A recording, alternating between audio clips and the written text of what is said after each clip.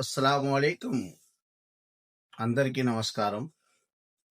నేను ఈరోజు రాష్ట్ర తెలుగు ప్రజలకు, ప్రపంచంలో ఉన్న మనుషులకు అందరికీ,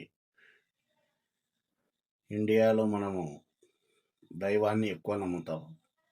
ముస్లిమ్స్ ఉంటే నమాజు చదువుకుంటారు, హిందువులైతే గుళ్ళకు పోయి ప్రార్థనలు చేసుకుంటారు, క్రిస్టియన్స్ ఉంటే చర్చిలకు పోతారు. అంటే ఏ ప్రోగ్రాంకి కూడా ప్రతి ఒక్క కులాలు ఎవరెవరి కులాలు ఉంటే వాళ్ళు అక్కడికి వెళ్ళిపోతారు.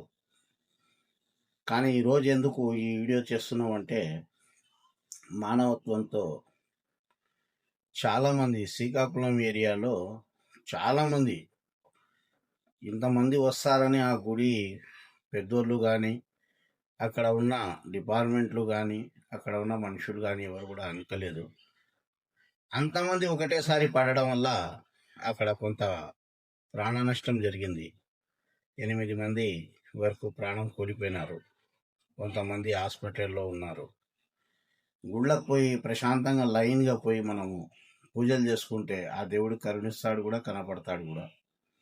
అందుకు దీనివల్ల మనకు అవతలోళ్ళు చాలామంది ప్రభుత్వాల గురించి, దాని గురించి, డిపార్ట్మెంట్ల గురించి, గుడి మీద ఉండే కార్యకర్తల గురించి అట చెప్పుకుంటుంటారు. కానీ అది తప్పండి. మనిషి పోయినప్పుడు అందరూ ఏ కులంలో ఉన్నా కానీ గుళ్ళకు పోయిన వాళ్ళు ప్రశాంతంగా నిలబడి ఒకరోజు లేట్ అయినా కానీ పూజలు చేసుకోండి, 1 గంట లేట్ అయినా కానీ పూజలు చేసుకోండి. ముస్లిమ్స్ ఎక్కడైనా ఉరుసులు కానీ, ఎక్కడైనా నమాజ్లలో కానీ, పండుగలప్పుడు కూడా కానీ, ఎక్కడికి పోయినా పోతే ఇస్తమాల దగ్గరికి పోయినా కానీ తొక్కులాటల్లో అలా పోవాకండి.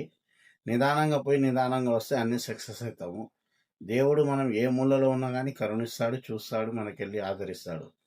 క్రిస్టియన్స్ కూడా ఉంటే ఆదివారం అనేది వాళ్ళు ఒక ప్రార్థన చేస్తారు. వాళ్ళు కూడా తొక్కులాటలో వచ్చే బైకుల మీద కానీ, కార్ల మీద కానీ చూసి జాగ్రత్తగా పోతే మన ఇంట్లో ప్రాణహాని అనేది జరగదు.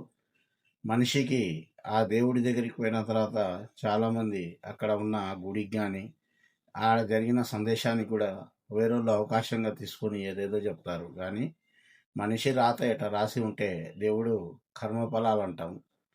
అందుకు ఆ ప్రాణహాని జరిగిన చోట దేవుడు వాళ్లకు నచ్చినాడు. దేవుడు నచ్చినందుకే అందరు వాళ్ళు గుడికి పోయినారు.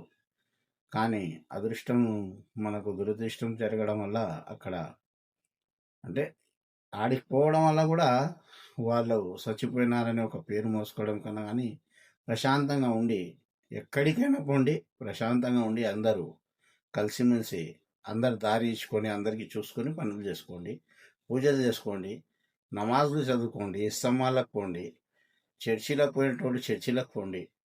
ఎవరి కులాలు అక్కడ, ఎవరు ఇక్కడ మనిషి అని మనం బతికితే చాలు. మానవత్వంతో బతకాలి. జై హింద్, జై తెలుగుదేశం. మీ నబీభాయ్ లైఫ్ చేంజర్ ఛానల్ మీకు ఇచ్చే సందేశం ఇదే.